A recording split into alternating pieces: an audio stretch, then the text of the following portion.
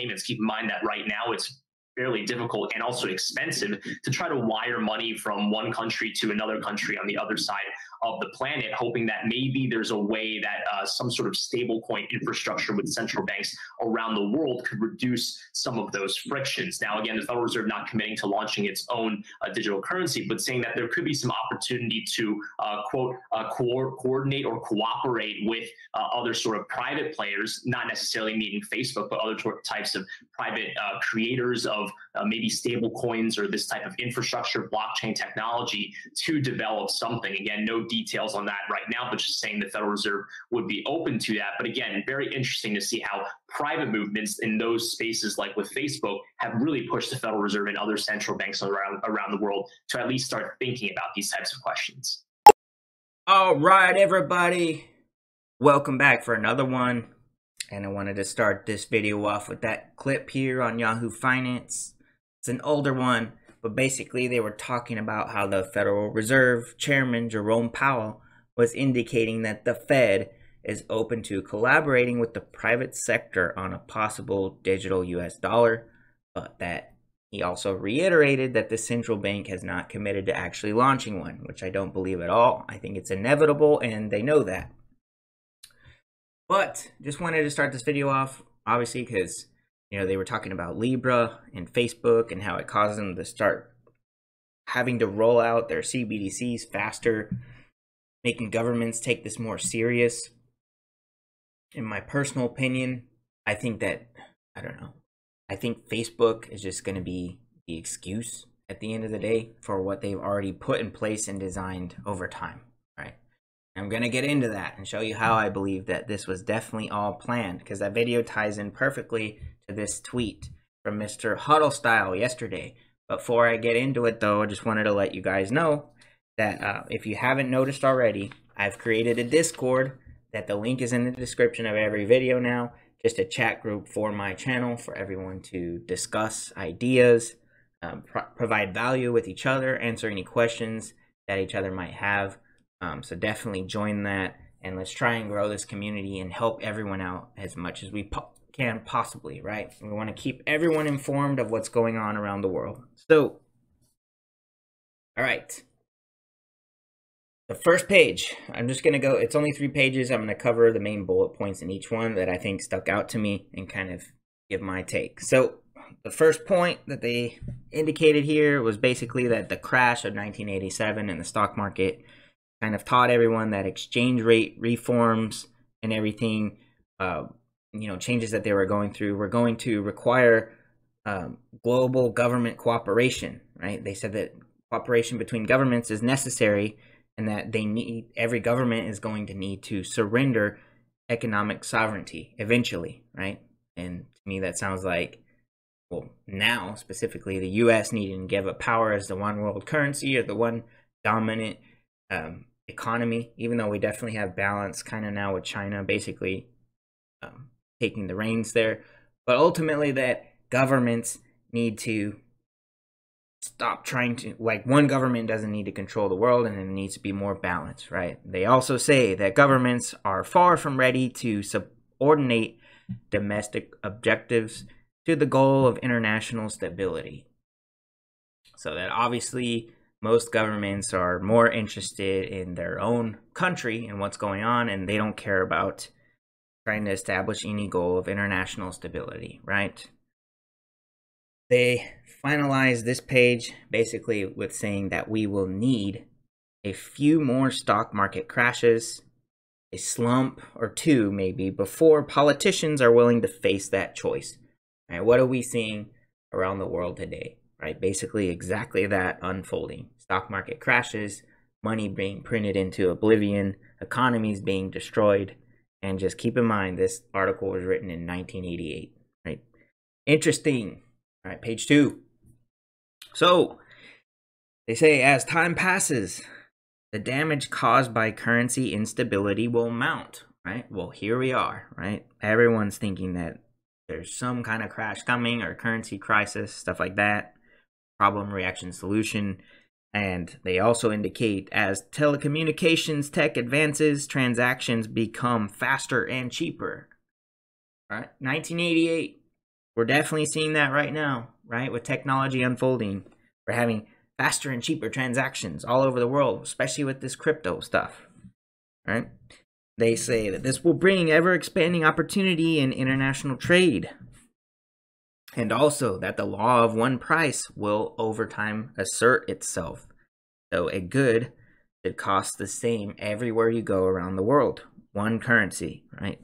Economic boundaries will dissolve in this situation. So they say the one world currency would impose tight constraints on national governments, leading to no national monetary policy at all. That's also interesting because it aligns with that governments giving up their sovereignty, the collapsing of one country owning everything, and more of a balance. And we've seen the World Economic Forum indicate just that they predicted by 2030 that there would be this kind of stabilization in power, per se. All right, so referring back to the one world currency, they indicate that the supply would be fixed by a new central bank descended from perhaps the IMF. And one thing that comes to mind for me there, as we know, like I've mentioned, with the ongoing lawsuit with the SEC, what that lawyer Jeremy Hogan had mentioned. So he said basically with what he sees from the ongoing case with the SEC is that something is going to have to be done with the XRP escrow, right? And that, so basically the SEC is really just requesting that they pay fees, but that he thinks they could have to do something with it. Maybe they have to give it to the IMF. Who knows, right? So that's one scenario, right? It's just all interesting at this point how we've seen Ripple executives and stuff working directly with the IMF. We've seen it plenty of times, and other central bankers all around the world, right? Is that just a coincidence or what? But personally speaking, I think there's more to the story there, and I also believe that it might not be XRP, but more that it's going to be Stellar to be chosen to do this. I think Stellar is going to be this stablecoin platform, per se, that they're designing, right? And that potentially XRP might be more for the derivatives market, which I'll get into a little later. But anyway, moving on. So they also indicate on this page that the new central bank is going to have one inflation rate that they control, right? So not a bunch of different inflation rates all over the world in every country, just one dictated by this central bank, right? And that each country would have to use their taxes and public spending to offset the fall in demand in their products, right? And what's interesting about this, a couple positive takeaways, I guess you could say, to this one world government, that countries have to borrow from this central bank instead of getting to just print however much money they want, print into oblivion just to pay their bills, and then the taxpayer basically has to pick up the tab there. All right, but what this makes me think of is the own nothing, be happy stuff, once again, from the World Economic Forum. And they say that because if governments are having to borrow from this central bank, guess who else is going to be borrowing, right? The citizens, because the pain is always going to be passed down no matter what. So if governments are borrowing, I could see it as the people borrowing. We already kind of have this in the US. I don't know how it is every other country, but here in the US, pretty much all the assets people think they have are really liabilities, such as their mortgage and their car payment, right? And their 401k that they don't get to touch till they're 60, but they pay into it every month. Those are all cash flow outward. So those are really liabilities, all right? Okay, so another thing, right? They say this could be a good thing in this scenario, right? Governments are forced to judge borrowing and lending carefully instead of just printing over and over, right? So once again, loss of sovereignty, though, in that situation, right? They also indicate that governments will have to go with the flow or build barricades, right? So that basically adapt, fall in line, or you don't get to participate. All right, this is where it gets interesting and kind of actually connects into everything. The first video with Jerome Powell and so on. All right, so they say that in this scenario, the governments or world leaders per se would, at first, they would allow this currency to exist and everyone to be using it. And then they would actively start promoting the private sector to use it, right? To use the international money alongside with existing national monies. And also that people will vote with their wallets ultimately to move to full currency union. That's probably the most important section of this entire article to me, because they said that they would use this private sector international money alongside with existing national currencies. That sounds like Stellar Lumen's blockchain, and then also already on Stellar you have the USDC that has just came over from Ethereum. It's also being used on Algorand, by the way. But so USDC is on Stellar. You have Ukraine that has openly announced they're building a CBDC on Stellar. And then you also have one of the oldest banks, I believe in Germany, that is publicly stating that they're building a euro on Stellar. So all the signs are there for me. So that's what I'm saying. If it's going to be any of these cryptocurrencies that participate in being this currency, I would think that it's Stellar. If not, I don't even want to say it or think it. But reality is that this description they're describing here, this private sector crypto mixed with an international money mixed with existing national money, that sounds like what Facebook is building with the Libra project, right? Because what they are building is basically a multi-currency stablecoin, and then right alongside it, they're going to have options to have every national currency on their platform as well. So this sounds a lot like that. It sounds a lot like Stellar, and honestly sounds a lot like Libra, even though I don't want to see a world where Facebook becomes the central bank, because that would be the end of good times, I would guess. But all right, moving on. This all kind of ties in as well, right? So Coinbase legal chief says private sector should build a US digital dollar, right? This article is from November 5th of 2019. Brian Brooks also moved on to be the acting comptroller after this, but he said the best path forward is one that harnesses our country's remarkable capacity for innovation and also reflects government's historical practice of setting broad guide rails for private innovation within the financial system. All right. But they say, in short, what he really is indicating, the private sector should build the technology and the public sector should set monetary policy.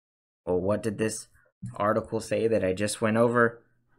It says that first they would allow the international money to be used, and then they would start actively promoting it.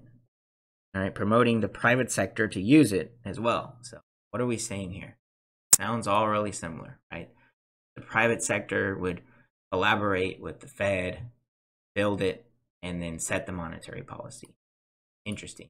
And then, interestingly enough as well, kind of all ties together, Brian Brooks steps down as comptroller, and then Ripple board member, former Ripple board member Michael Barr is most likely going to be stepping in as the next comptroller of the currency. All very interesting. And then when you come over here and look at the cover itself that they're referencing, a lot of crypto related stuff in here and symbolism. You got the chain right around the neck, right? Blockchain, got the coin, you got 1 and 0 standing for like binary, digital, and you got this symbol in the middle that we've seen a lot through crypto already. I mean, the Stellar logo looks very similar, even though it's obviously, you could argue it's just Saturn. Okay, I get that.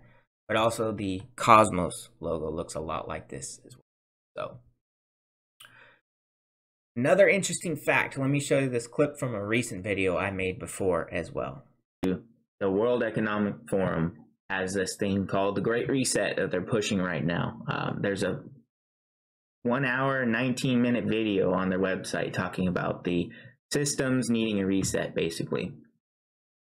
But something very interesting and undeniable at this point is in this video that I wanted to point out as well. So early in the beginning, they show all the chaos and stuff around the world, and then they got this guy with a keyboard going to push this reset button, right? And this is World Economic Forum right on their YouTube. I paused this frame to show you guys. right? So they got the reset button, which isn't normally on the keyboard, but they also have, look at the 0. So the 0 has a slash through it, and you can tell both reset and the 0 were photoshopped in. Why? There's not. And I understand people like, oh man, this is just conspiracy, blah, blah, blah, nonsense. No. All right. This is World Economic Forum. Why do they put the 0 in there? Just for fun? The 0 with the slash and the reset? So since that video came out, I actually realized that I have seen that logo yet one more time with the World Economic Forum. The 0 with the slash through it. Trying to find where this all comes from. I just realized, actually, looking at actual logo themselves, every single O has this line slashing through it as well. That's coincidence or what? Anyway, so if you come over here to their partners page, scroll down, check out all the partners they have. Well, I've shown you guys before. They do have Ripple right there. And that's the only crypto company I've been able to find. But I came over to the O's, right? And I found this 0 with the slash once again. And there is one company that's under that, Orsted. And if you click on it, come over here. So it just so happens to be one of the leading energy groups in Northern Europe. And its business is based on procuring, producing, distributing, and trading energy and related products in Northern Europe, headquartered in Denmark. Come over to their site. Orsted is ranked the most sustainable energy company in the world for 3 years running. So, sustainable energy, great reset. Maybe that's where the O comes from. Definitely could be. I just find it interesting that there is one company under that logo. I don't know. Why? Right? And why am I even talking about this stuff? Well, I talk about all these companies, Ripple and ELASTOS, because they have connections now with the World Economic Forum. You know, but who else do they have connections with? Right? So, you guys don't know. You know, there's this story with Kendra Hill, right? If you want to check it all out, read about it. I've talked about this before. I'm just bringing this for the newbies, okay? So, bear with me. All right, so XRP Riddler Archive, he comes in here and talks about all this stuff that this figure, per se, Kendra Hill used to say about XRP. They said they were a Ripple insider. And that anyway, they said that, so basically the final outcome is that it's going to be Stellar Lumens is going to be the one world currency, and XRP is to be used as a bridge asset, basically in the derivatives market behind the scenes. Not really something that the average person is using, okay? So, and then, interestingly enough, they said ELASTOS is going to be the operating system of the future. So, ELASTOS is going to be the operating system of the future. Ripple is going to be the company building out XRP, which is a settlement layer for all of the derivatives in the world.